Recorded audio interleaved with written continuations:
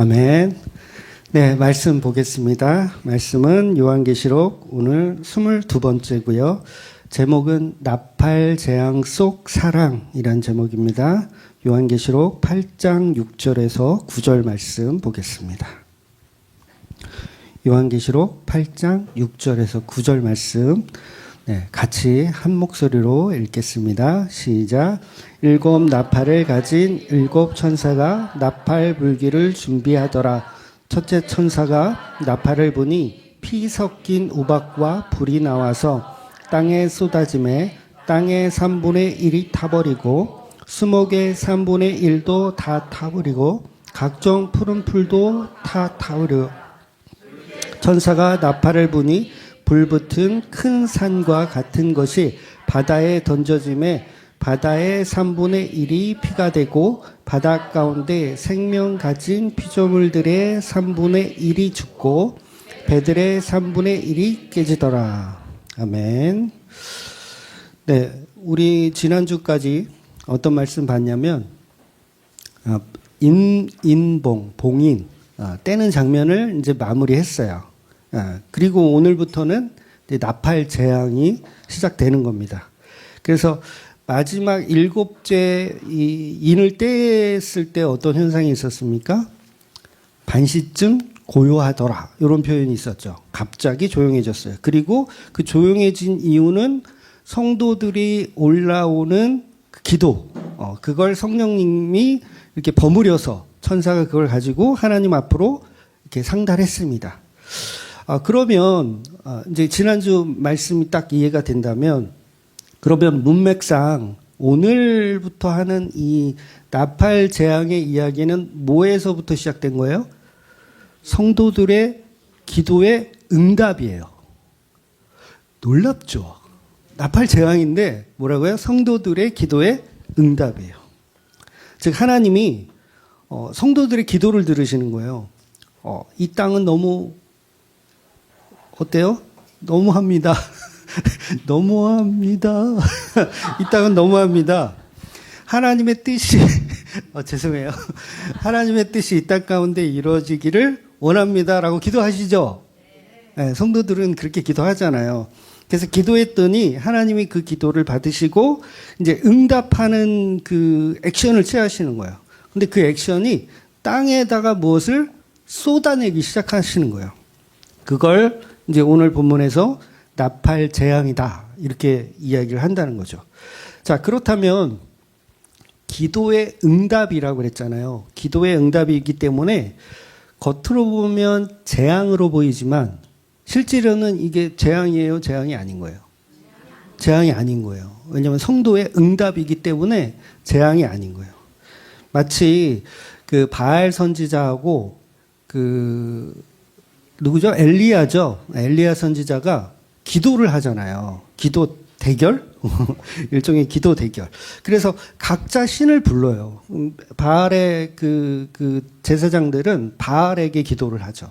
그래서 비를 내려 주세요. 이렇게 기도를 해. 그러니까 들어 먹어요, 안 들어 먹어요? 안 들어 쳐먹어요.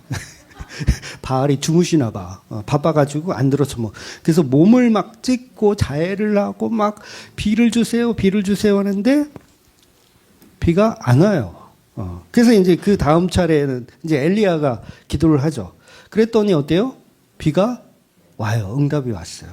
그리고 나서 어떤 응답이 또 있었냐면 그 다음이 사실은 중요하거든요. 그 450명의 바알 선지자들 어떻게 됐나요? 다 죽었어요. 그러니까 뭐예요? 엘리야가 기도를 했더니 응답이 떨어지는데 그 응답이 선지자들을 다 죽이더라는 거예요. 그러면 재앙이죠. 그래서 이걸 나팔 재앙이라 그러는 거예요. 재앙이에요. 재앙이지만 엘리야에겐 뭐예요? 재앙이 아니라 응답이에요. 이건 응답. 그러니까 본문도 기도의 응답이 되었더니 성도에게는 그 재앙 같지만 재앙이 아닌 거고 세상은 재앙인 거예요. 그래서 나팔 재앙이란 말은 속에는 복과 저주가 같이 들어있는 거예요. 그러니까 우리가 겉으로 보면 그냥 재앙이다, 나팔 재앙이다라고 하지만 그거는 누구에게는 재앙이지만 누구에게는 재앙이 아니고 오히려 복인 거죠. 결국 나팔 재앙 속에 하나님이 보호하시는 성도들은 반드시 지켜내겠다라는 말씀을 오늘 본문에서 이제 하고 있는 거예요. 그래서 요한계시록은 제가 서두에도 그러니까 1탄, 2탄, 3탄 계속 얘기했던 게 뭐냐면 요한계시록은 무서운 책이 아니다라는 표현을 했잖아요. 그러니까 재앙인데 왜 아니야? 라고 되돌아보세요, 여러분. 그런 사람도 있거든요. 대드는 사람도 있고 어디서 대들어. 그런데 재앙이 아니라 성도에게는 재앙처럼 보이는 복을 주시는 은혜의 책이라는 거예요. 그러니까 요한계시록은 은혜의 책이지 재앙을 목적하는 책이 아니라는 거예요.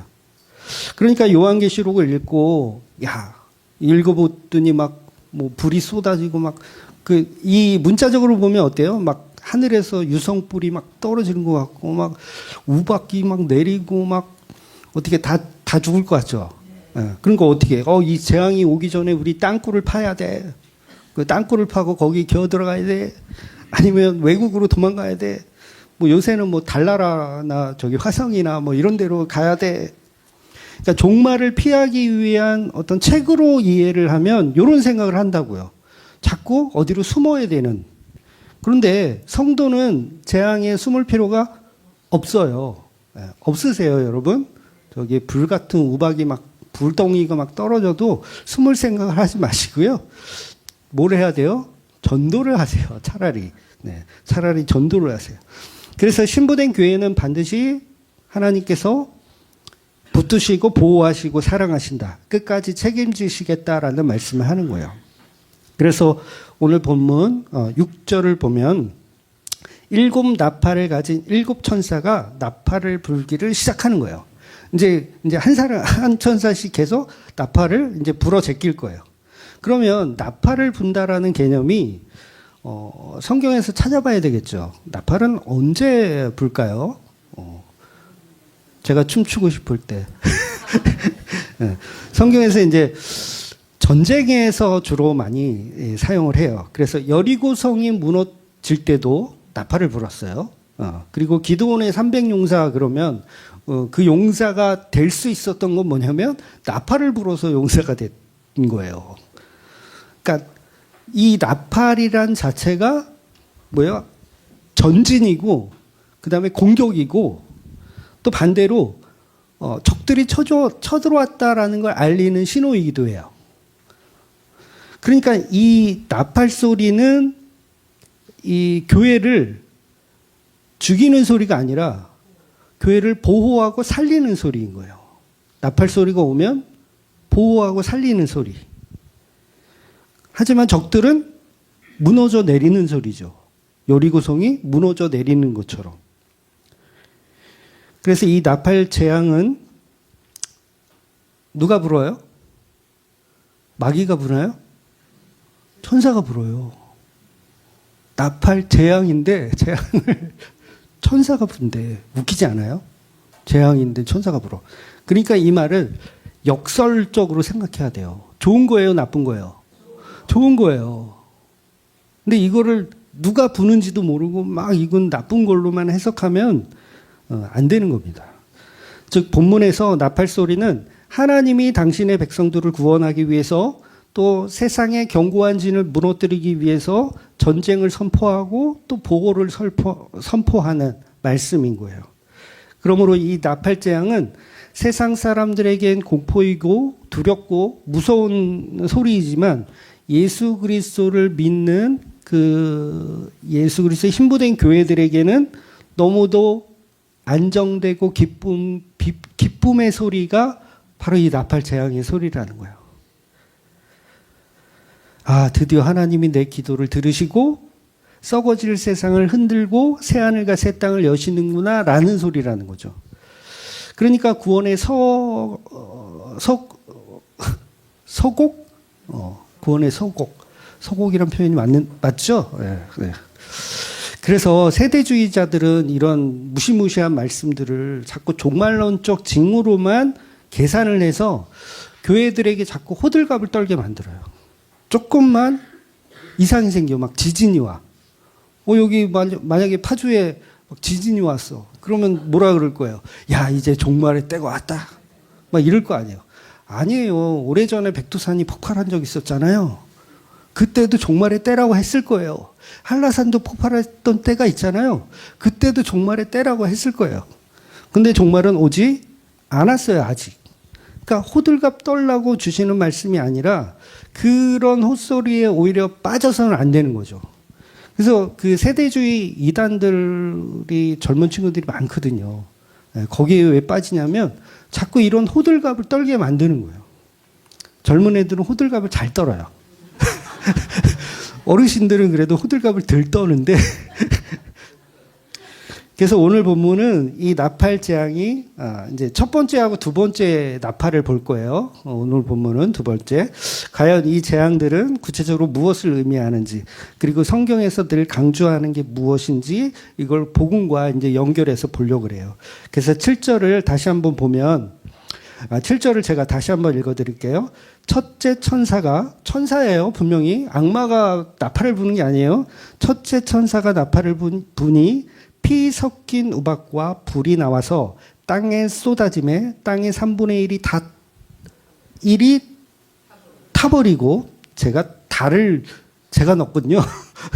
그냥 타버리고인데 사실은 다 타버린 건 아니죠. 3분의 1만 타버리고, 타버리고, 수목의 3분의 1도 타버리고, 자꾸 다 타버리고 이런 표현을 하고 싶어.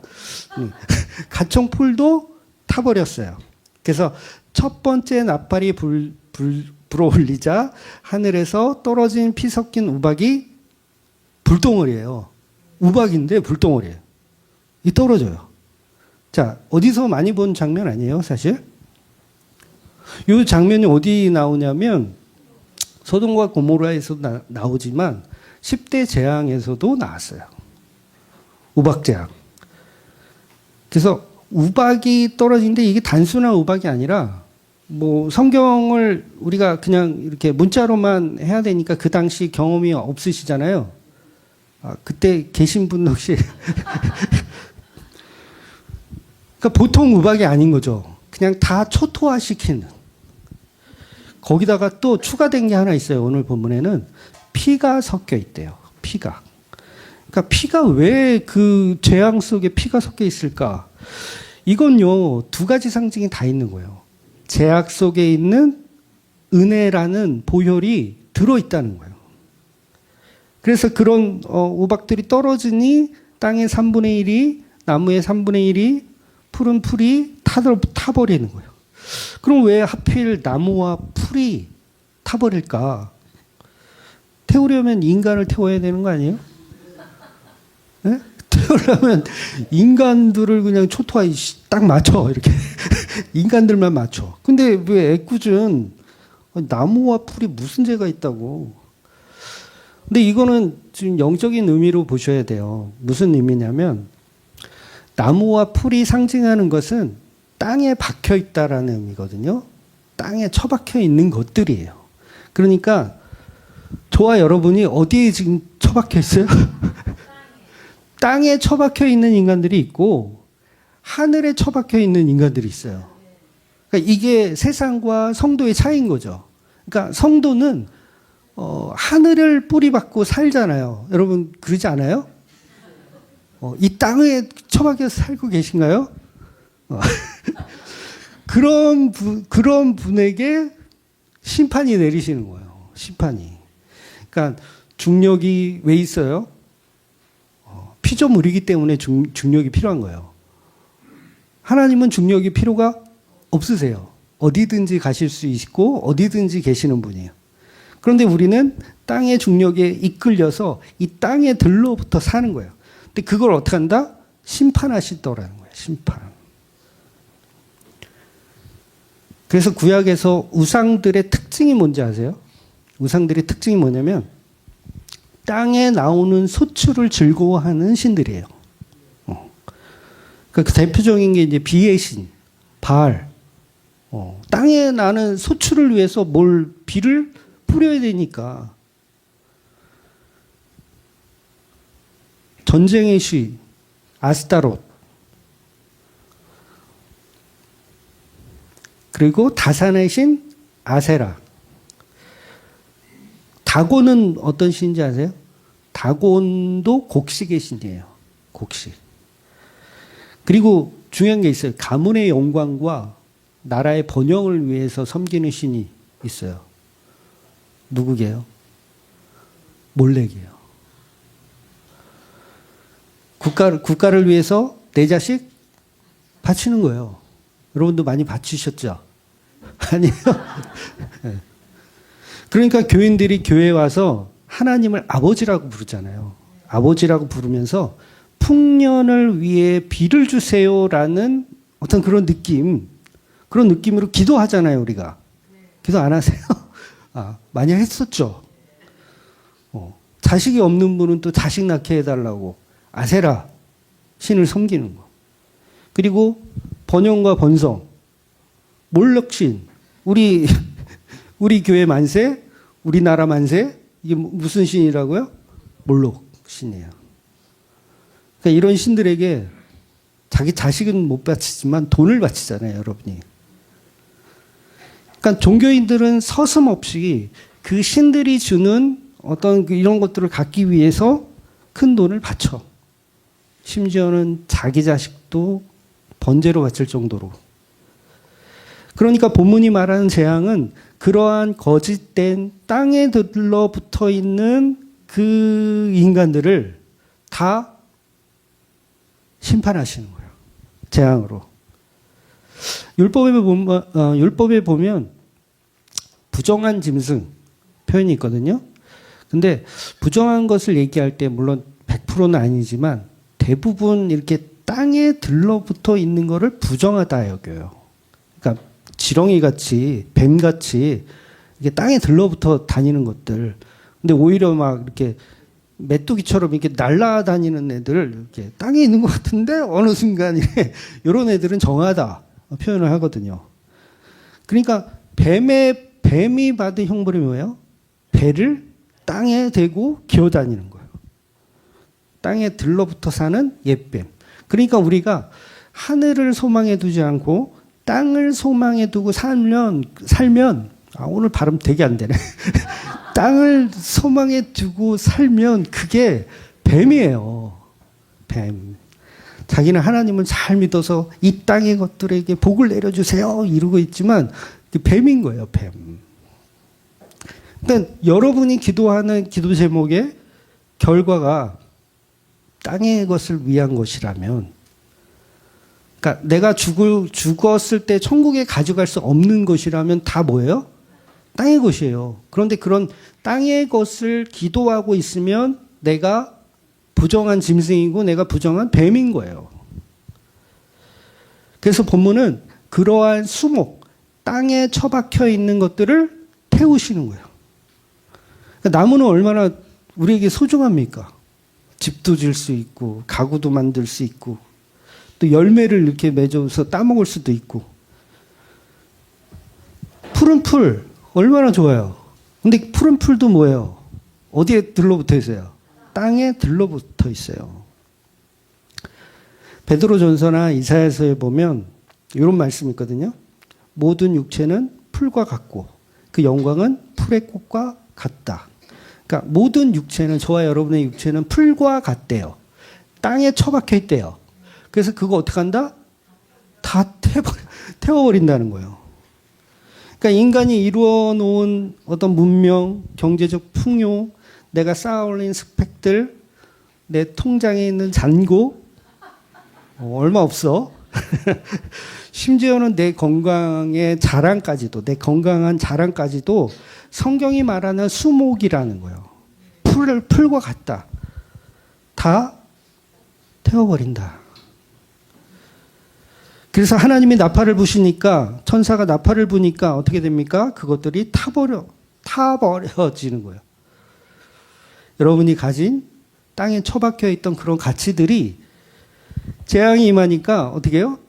다 타버리는 거예요. 비명을 지르죠. 내 재산, 내 주식, 내 건강, 이러면서 왜 내 자녀의 앞길을 막으십니까? 그러니까 바알과 몰록을 열심히 하나님의 이름으로 섬겼는데 그런 것들을 심판하시니까 저주가 들어오니까 견디지를 못하는 거예요. 그러니까 결국은 내가 섬겼던 하나님이 하나님이 아니라 몰록을 섬겼던 거예요. 바알을 섬겼던 거고. 그러니까 하나님이 뭐라 그래요? 내가 너를 도무지 알지 못하노라. 이렇게 말씀하시는 거예요. 나는 여태까지 예배하고 헌금도 하고 주일 성수도 하고 열심히 땅의 것을 구하고 있었더니 예수님이 나중에 뭐라 그런다고요? 내가 너를 도무지 알지 못하겠노라. 그런데 이러한 재앙이 성도에게 주어지는 복이라는 거예요. 또 아담이 범죄한 이후에 땅도 덩달아 저주를 했잖아요. 덩달아 저주했어요. 우리는 그 저주받은 땅에서 살고 있기 때문에 지금 힘든 거예요. 여러분 힘들잖아요. 요즘은 그 AI 로봇이 공장에서 일을 한대요. 예. 여러분 현대차 주가가 많이 올랐더라고요. 근데 현대차가 단순히 그냥 차 팔아먹는 회사가 아니에요. 뭐 하는 회사인지 아세요? 그 AI 로봇을 만드는 회사인 거예요. 그걸 지금 대대적으로 지금 하려고 하고 있어. 그러니까 AI 로봇이 만들어주는 그 능력 때문에 사람들은 계속 AI 쪽에 관심을 갖고 그쪽에 자꾸 연구를 하고 있어. 그러니까 원래 세상은 AI가 필요 없는, 로봇이 필요 없는 세상이었어요. 이게 무슨 말이냐면 우리가 타락하기 이전에는 세상의 모든 자연 만물은 자동으로 제공이 됐어. 로봇가 일할 필요가 없어요. 로봇을 개발할 필요가 없어. 왜냐하면 모든 게 다 되어 있으니까. 근데 인간들은 풍족하지 않으니까, 그리고 그 일들을 해내기가 싫으니까 로봇을 만드는 거예요. 야, 네가 우리의 일을 대신해. 이 뭐예요? 우리가 받을 저주를 우리가 감당하기 너무 힘드니까 니네가 좀 대신해. 이래서 만드는 거예요. 이거 뭐 좋고 나쁘고가 아니고요. 인간이 이래요. AI 만들어서 편하게 살자는 게 우리 인간의 삶이죠. 이건 어쩔 수 없는 거야. 그런데 우리가 타락하기 이전에 자연 계시에서는 모든 것을 다 풍요롭게 여겼어요. 그런데 과학이 자꾸 발전하니까 우리는 소출의 축복보다는 다른 거에 관심을 자꾸 가지는 거예요.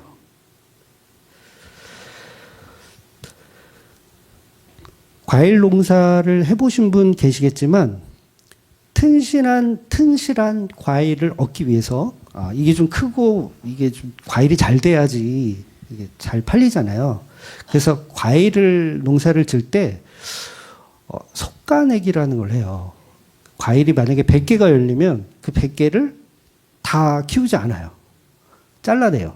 잘라내서 튼실한 몇 개만 영양분이 잘 갈 수 있도록 만드는 거예요. 따라서 약한 것, 병든 것, 못생긴 것 미리 다 잘라버려요. 여러분 근데 에덴 동산에 타락하기 전, 자연이 타락하기 전에 속가내기가 필요할까요? 전혀 안 필요해요. 나무의 열매가 100개를 맺히면 그 100개가 다 크고 튼실하게 맺혀요. 야, 네가 가봤어? 어떻게 알아? 요한계시록 22장 2절에 보면 이렇게 써 있어요. 길 가운데로 흐르더라. 강 좌우에 생명나무가 있어 12가지 열매를 맺대. 달마다 그 열매를 맺고 그 나무 잎사귀들은 만국을 치료하기 위하여 있더라. 그러니까 요한계시록은 이렇게 써져 있는데 다른 선지서들을 보면 또 비슷한 이야기들이 많이 있어요.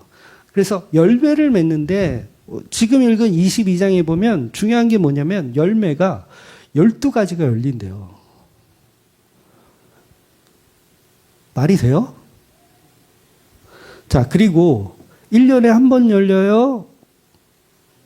달마다 열린대요. 뭐야?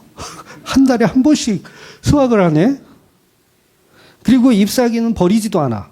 이것도 또 치료제로 또 써. 속가내기가 필요해요? 필요 없어요? 필요 없어요. 한 달에 한 번씩 열리는데 무슨 속가내기야. 아니, 한 나무에서 12가지가 열린대요. 사과도 열리고 배도 열리고 복숭아도 열리고 막 열려. 로봇이 필요해요, 안 필요해요? 필요 없어요. 배고프면 가서 따먹으면 돼.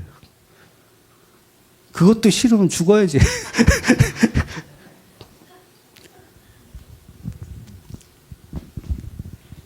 속가내기를 하지 않아도 자연은 그야말로 전자동 시스템이었어요. 가인의 제사에서 실패한 이유가 저주의 땅에서 서출한 것을 드렸잖아요. 저주의 땅에서 자기의 노력과 수고를 하나님께 드렸더니 하나님은 안 받으시더라는 거예요. AI로, 로봇으로 하나님께 뭔가를 드려. 드려. 그럼 하나님 받으실까요? 안 받으세요. 뭘 받으시냐면 반드시 땅과 구별되어 있는 어린 양, 세상과 구별되지 않고 구별되었고 땅에 속하지 않은 죄가 없는 어린 양인 거예요. 그러니까 죄가 없다라는 게 구별됐다라는 뜻이거든요. 땅에 들러붙지 않았다. 그러니까 이 땅에 들러붙지 않은 존재는 사실 예수 그리스도밖에 없죠. 그래서 성령으로 잉태하신 거잖아요. 그러니까 우리는 이 땅에서 하나님이 드실 만한 어떤 좋은 것을 찾을 수가 없어요. 그걸 찾아내려고 노력하는 게 다 종교인들인 거예요. 그러니까 오히려 제가 찾아봤는데요. 하나님이 드실 만한 건 여기에 없네요. 저는 그래서 예배할 수가 없네요. 저는 제사 드릴 수가 없네요. 왜? 재물이 없으니까. 제가 이 조선 팔도를 다 뒤져봐도 하나님이 드실 만한 거는 찾지를 못했습니다. 요걸 뭐라 그러냐면 이거 심령이 가난하다 그런 거야. 애통한다. 이걸 애통하다라고 하는 거예요. 하나님께 드릴 게 아무것도 없네요. 그래서 하나님이 너 나한테 줄 거 없어? 그럼 내가 너한테 예비할게. 네가 줄 걸. 그게 뭐예요? 여호와 이레예요, 그게. 그래서 순양을 예비하시는 거잖아요. 그걸로 드려. 그러니까 여호와 이레란 내가 예수 그리스도를 너에게 보내줄게. 그 예수 그리스도로 제사 삼아 나에게 제사해. 그래서 가죽옷의 주인만이 하나님이 받으시는 희생제사가 되는 거지 인간의 노력과 수고로는 희생제사가 될 수 없습니다. 그러니 본문에서 하나님이 이 땅에 3분의 1을 태우시는 이유는 우리를 굶겨 죽이려고 하시는 게 아니라 우리가 붙잡고 있는 우리 마음속에 있는 그 우상들, 땅에 처박혀 있는 것들, 그 썩은 동아줄을 끌어내시려는 나팔소리인 거예요. 야고보서 1장 10절에 보면 부한 자는 자기의 낮아짐을 자랑할지니 이는 그가 풀의 꽃과 같이 지나감이라. 그러니까 아무리 우리가 이 땅에서 풍족하고 많이 있어도 요거는 한철이에요. 한철. 즉 하나님이 지금 첫째 나팔을 통해서 우리에게 말씀하시는 것은 너희가 의지하고 있던 거, 그게 이 땅에 들러붙어 있는 풀과 같고 나무와 같다. 그걸 어떻게 한다? 다 태워버리신다는 거예요. 제발 땅을 보지 마. 하늘을 봐. 이 땅은 영원한 처소가 아니야. 하늘을 봐. 결국 이게 징계인 것 같은데 징계가 아니라 사랑이에요. 사랑. 여러분의 자녀가 막 마약에 취해 있어. 막 비틀거려. 마약에 취해서. 그러면 그 손에 있는 마약을 어떻게 해요? 빼앗아야죠. 빼앗어. 그리고 마약을 태워버려야죠. 이게 부모의 사랑이잖아요. 하나님도 똑같아요. 우리가 세상에 들러붙어 있는 거를 어떻게 해요? 떼내려고 재앙이 필요하신 거예요. 그래서 흔듭니다. 여러분을 계속 흔드시는 거예요. 저와 여러분을 흔드세요. 이 세상은 이렇게 허망하다. 타버린다. 그러니 회개하고 돌아와라. 이 말씀을 하시는 거죠.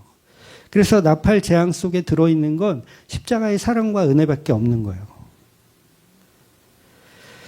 자, 이제 8절을 볼게요. 8절과 9절을 보면 둘째 천사가 또 이번에도 천사가 나팔을 불어요. 둘째 천사가 나팔을 부니 불 붙는 큰 산과 같은 것이 바다에 던져지매. 불 붙는 큰 산과 같은 것이 바다에 던져진대요. 엄청 큰 거죠. 산과 같이 큰 게 불덩이인데 이 불덩이가 바다에 떨어진대. 야, 유성이 떨어지는구나. 예, 이렇게 볼 수밖에 없죠. 유성이 떨어지는구나. 그리고 바다의 3분의 1이 피로 변해요. 도대체 무슨 얘기인지. 바다 가운데 생명을 가진 피조물들의 3분의 1이 죽고 배들의 3분의 1이 깨지더라. 그러니까 바다 위에 있던 배들도 어떻게 해요? 다 깨지는 거예요. 3분의 1이 깨지는 거예요. 그러면 성경에서 또 바다는 무엇을 의미할까? 이걸 또 찾아봐야 돼요. 요한계시록은요, 제가 모형론 얘기했었나요? 네, 모형론 얘기했었죠. 제가 책을 낼 거잖아요, 이제. 제목 뭐라고요? 홍보를 계속해야지. 아담이 사랑한 여자인데, 한 달에서 한 달 반 정도 후에 나올 건데, 모형론이라는 자체가 뭐냐면 구약에 있는 모든 말씀들, 신약에 있는 모든 말씀들이 다 예수 그리스도를 모형한다예요. 쉽죠? 그래서 예수 그리스도를 모형하는 설교를 하시는 분들은 대부분 비슷할 수밖에 없어요. 원래 이게 신학교 가면 그 성경신학 시간에도 배우고요. 실천신학에도 설교학에서 다뤄요. 그러니까 설교를 어떻게 해야 된다? 모형론으로 해야 된다라고 배워요. 그래서 그걸 석의 방법론이다 이렇게 표현하기도 하고요. 그다음에 성경 해석법 뭐 이렇게 표현을 하기도 하죠. 근데 성경 해석을 어떻게 해야 된다? 모형으로 해야 된다는 거예요. 구약의 모든 말씀은 구약으로 끝나면 안 된다는 거예요. 골리앗과 다윗이 싸워. 야, 용맹한 다윗. 우리도 다윗처럼 훌륭한 용사가 됩시다. 이지랄을 하면 모형론이 아니잖아요. 모형이란 뭐예요? 다윗과 골리앗의 싸움에 예수 그리스도라는 어떤 모형이 있는가를 연구하는 게 모형론이에요. 그래서 설교학을 공부하려면 다 모형론을 공부해야 돼. 갑자기 신학교 강의가 돼버린 것 같아. 그래서 바다에 불이 떨어졌다 그러면 이걸 그냥 문자적으로 믿고 야, 유성이 언제 떨어지나? 종말의 때가 오면 떨어지겠지. 이게 아니라 이건 뭐 한다고요? 모형하는 거예요. 바다에 불이라고 하는 재앙이 떨어지는 것을 모형한다고요. 그러면 바다가 무슨 의미일까요? 구약에서는 저주예요. 노아의 홍수, 재앙을 덮는 게 아니라 재앙을 입히는. 그래서 이사야서나 다니엘서 보면 바다를 이제 요동치는 세상처럼 표현하거든요. 그러니까 하나님을 대적하는 악의 세력으로 보는 거예요. 바다 그러면. 그래서 이 바다는 물론 잠잠할 때도 있지만 어때요? 소용돌이 치고 막 범람하고 삼켜버리고 막 이런 거 바다. 그래서 이 바다는 인간들에겐 무섭고 그다음에 또 굉장히 좋은 거예요. 왜냐하면 거기서 물고기도 잡고 또 무역을 해야 되잖아요. 배를 왔다 갔다 하고. 돈줄이에요. 돈줄. 우리의 돈줄. 우리가 삼면이 바다잖아요. 우리 돈줄. 아프리카에 태어났으면 가난해요. 근데 삼면이 바다니까 그나마 부유한 거야.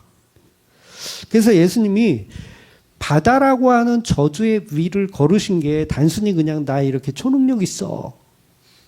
이런 의미도 물론 있지만 내가 하나님의 아들이다. 그래서 나는 이런 초능력이 있다. 이런 것도 물론 표현하시는 거지만 실질적인 그 모형론으로 보자면 내가 이 저주 위에 왔다라는 거예요. 저주에 빠지지 않는 유일한 예수 그리스도 표현하는 거예요. 그래서 저주에 안 빠져요. 베드로는 빠지죠. 지도 한번 해보겠다고 또. 멋지잖아. 바다 위를 걷네. 야, 무슨 그 발빠른 도마뱀도 아니고. 그러니까 베드로도 한번 흉내를 내잖아요. 그랬을 때 빠지잖아요. 빠졌을 때 예수님 뭐라고 하시냐면 믿음이 부족하다 이렇게 말씀하세요. 그러니까 예수님처럼 걸어보려고 했지만 저주의 바다를 보니 갑자기 두려운 마음이 확 들었어요. 그래서 저주의 바다에 빠져버려요. 그 예수님이 믿음이 작은 자여 왜 의심하였느냐. 믿음이 있으면 저주의 바다에 빠져요, 안 빠져요? 안 빠진다는 얘기예요. 믿음이 있으면 저주의 바다에 안 빠져. 근데 왜 다 이렇게 빠져서 사는 거야? 저주의 바다에. 그래서 본문은 그러한 바다까지도 다 불태워버리겠다. 결국 이 바다에 불 붙는 큰 산이 떨어지는 거예요. 예레미야서 51장에 보면 하나님께서 이제 바벨론을 향해서 말씀하시는 게 있는데 이렇게 표현해요. 온 세계를 멸하는 멸망의 산. 온 세계를 멸하는 멸망의 산. 그러니까 이 세계가 다 바다잖아요. 저주받은 이 세계. 이 세계를 산이 내려와 가지고 다 멸망을 시키는 거예요. 불태워버리는 거죠. 바다를 불태워버려. 그래서 이 요한이 보고 있는 이 계시의 말씀은 강력한 이 세상의 제국을 하나님의 불이 떨어져서 다 심판해 버리겠다. 그리고 배들은 뭐예요? 배들이 왜 거기 하필 있었지? 배는 대부분 이 당시 배는 무역선이거든요. 무역선. 저주의 바다에 들러붙어서 살고 있는 배들. 오늘날로 치면 시장 경제를 위해서 그냥 살고 있는. 그래서 그것을 다 붕괴시켜 버리시는 거예요. 대기업이 도산하고 세계 경제가 흔들리고 마비되고 다 어떻게 해요? 다 심판으로 가는 거예요. 돈이 하나님인 세상이잖아요. 돈이 하나님이죠. 사람들은 교회 와서도요, 하나님한테 돈 달라고 기도해요. 거짓말이 아니라,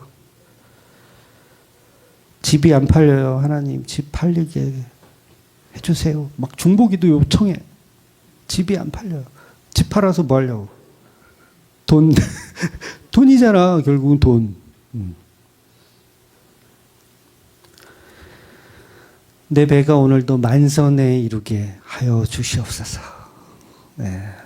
우리 신랑 배 타고 나갔는데 만선하여 돌아오게 도와주시옵소서.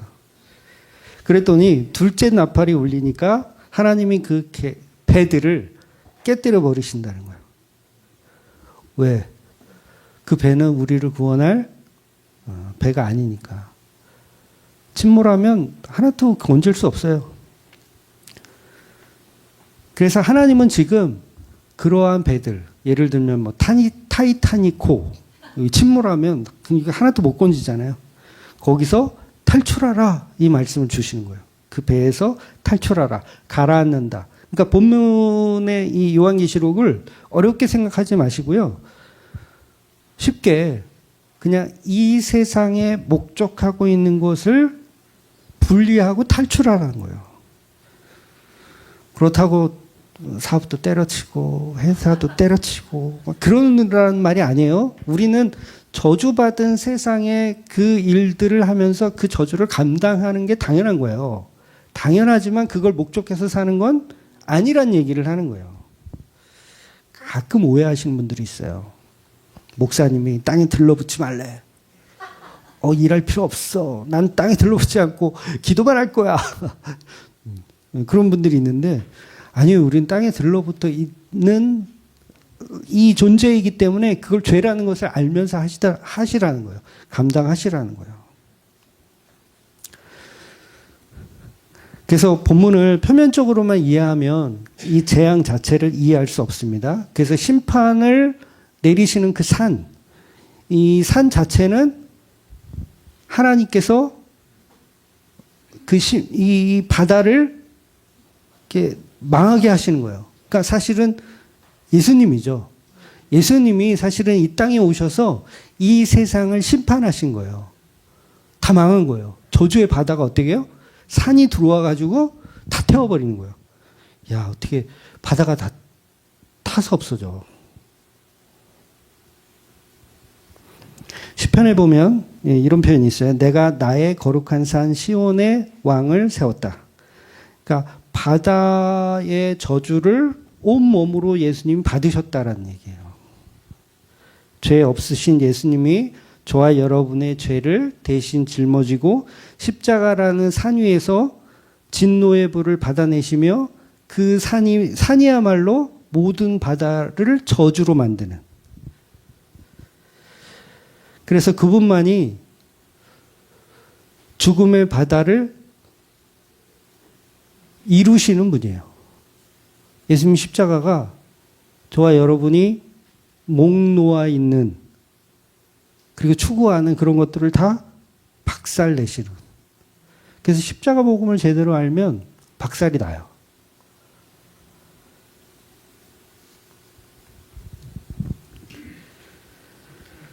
그래서 우리도 사실은 바다에 있기 때문에 다 저주를 받아야 되지만 거기에 새로운 돌파구를 만들어 주시는 게 구약에서는 이제 노아의 홍수 때도 홍수이지만 거기 또 뭐가 있어요? 방주를 예비하시는 거잖아요. 그게 바로 불붙는 큰 산인 거예요. 그래서 죽으셔요, 그냥. 재앙이 떨어지면 죽으시라고 그냥. 재앙을 받아들이시라고. 근데 예수 그리스도를 믿지 않으면 공포예요. 재앙 자체가 공포. 여전히 세상은 자기 배를 의지하며 살거든요. 그러나 예수 그리스도를 믿는 자들은 주님이 이루시는 불이구나. 주님이 이루시는 심판이구나. 나라고 하는 이 저주의 바다를 부시시는구나. 깨부시시는구나.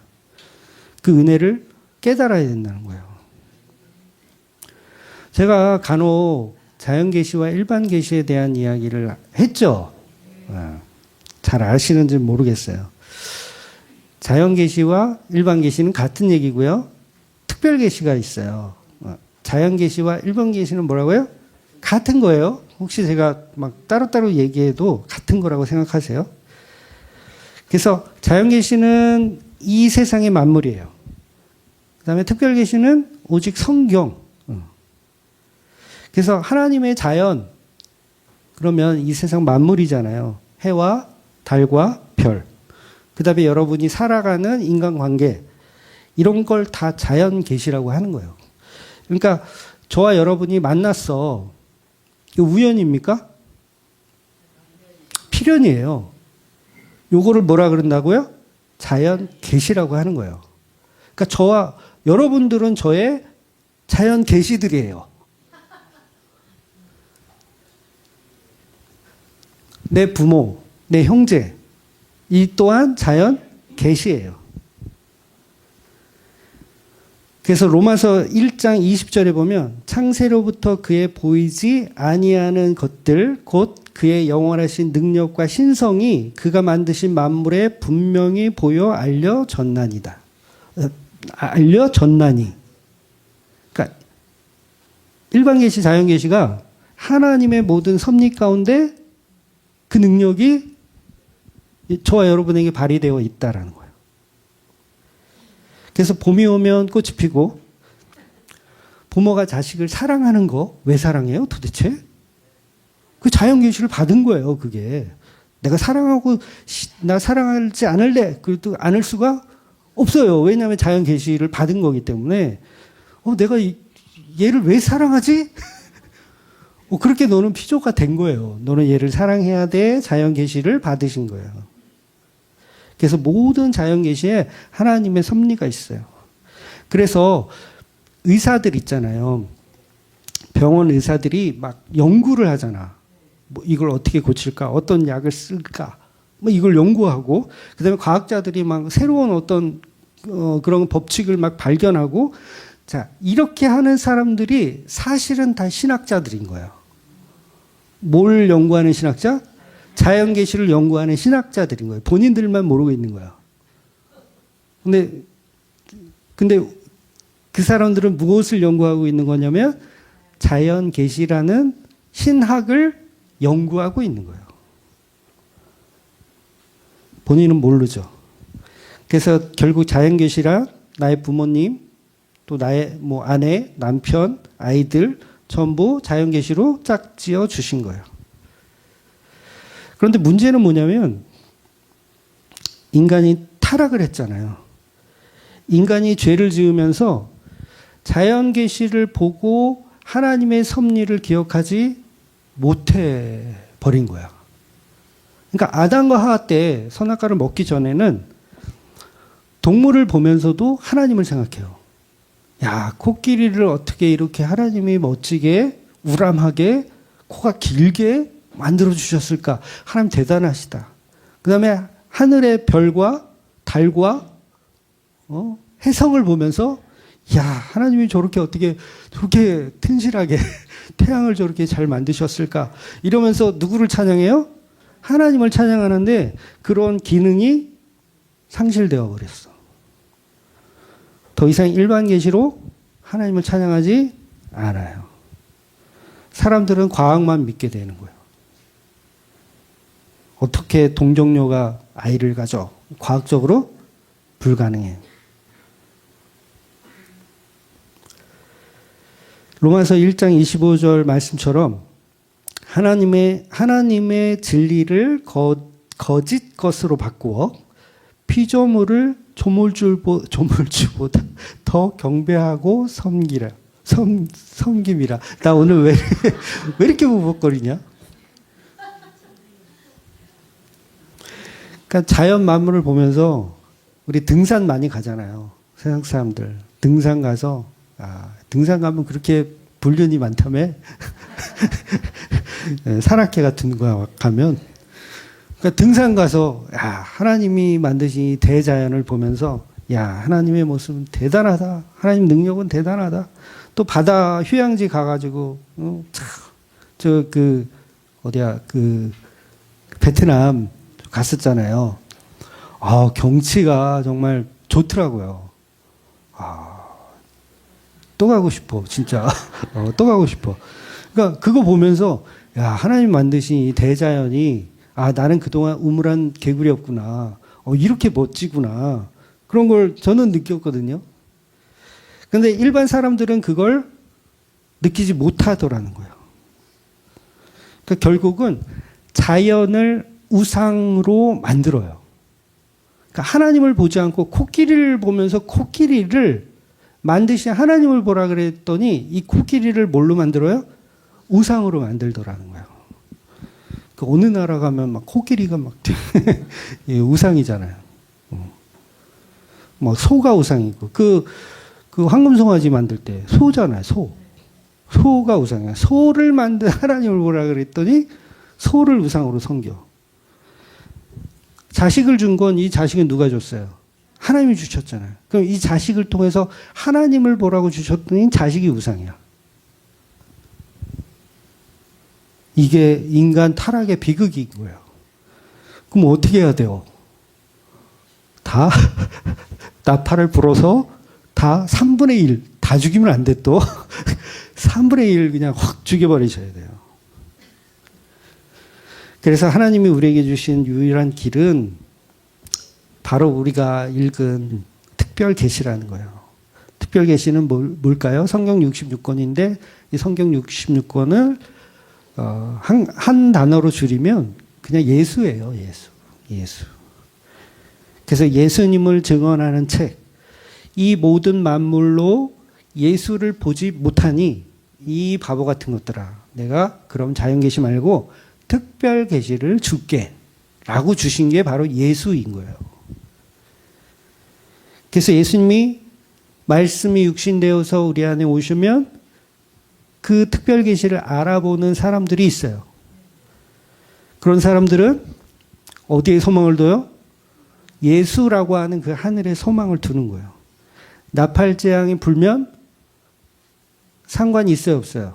상관없어요. 크게 상관없어요. 땅이 타버리고 수목이 막 타고 바다가 타고 바다가 막 피로 변하고 그 아름다웠던 자연이 다 훼손되어도 상관이 없어요.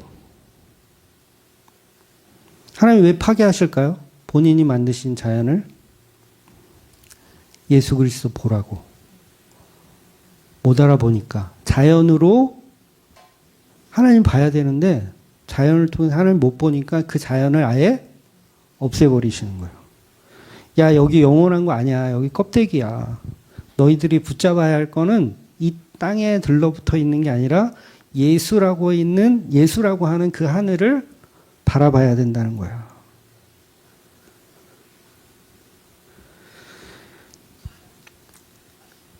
아기가 우유만 좋아해. 계속 그것만 먹어. 엄마를 안 쳐다봐. 그럼 어떻게 해요? 우유통을 뺏어버리는 거야.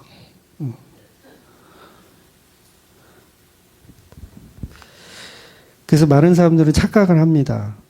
성경 밖에 어떤 꿈이나 환상, 자연의 어떤 그 새로운 어떤 것을 통해서 하나님이 계시하시는 줄 생각해요. 그런데 특별 계시는 이미 끝났어요. 성경 말고는 다른 계시가 없습니다. 혹시 여러분이 주무시다가 천사가 나타나서 옆구리를 찬다든가 그러시면 저기 정신과 치료를 받으셔야 돼요.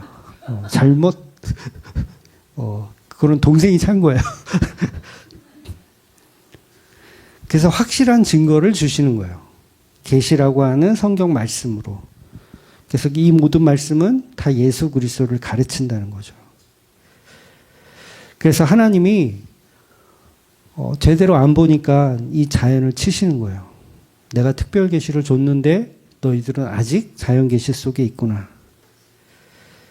그래서 우리가 천국 갈 때 이 세상 것은 진짜 물 한 방울도 못 가져가요.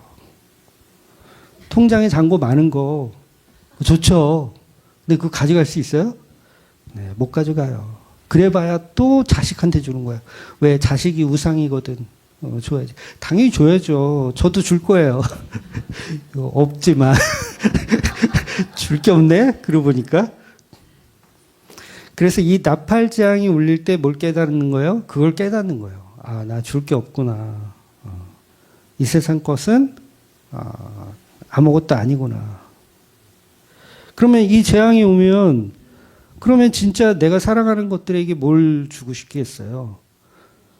당연히 복음을 줘야죠. 예수를 줘야죠. 이것 말고는 줄 게 없구나라는 걸 알아야죠. 이사야서 40장 8절 풀은 마르고 꽃은 시드나 우리 하나님의 말씀은 영원하리라. 여기서 말씀이란 예수 그리스도죠. 그래서 복음만 남는 거예요. 나팔 소리는 그걸 우리에게 깨우치라고 주시는 거예요. 너 지금 타버릴 것에 관심을 갖고 있다. 그래서 이 나팔 소리가 들리시면 여러분 들리세요?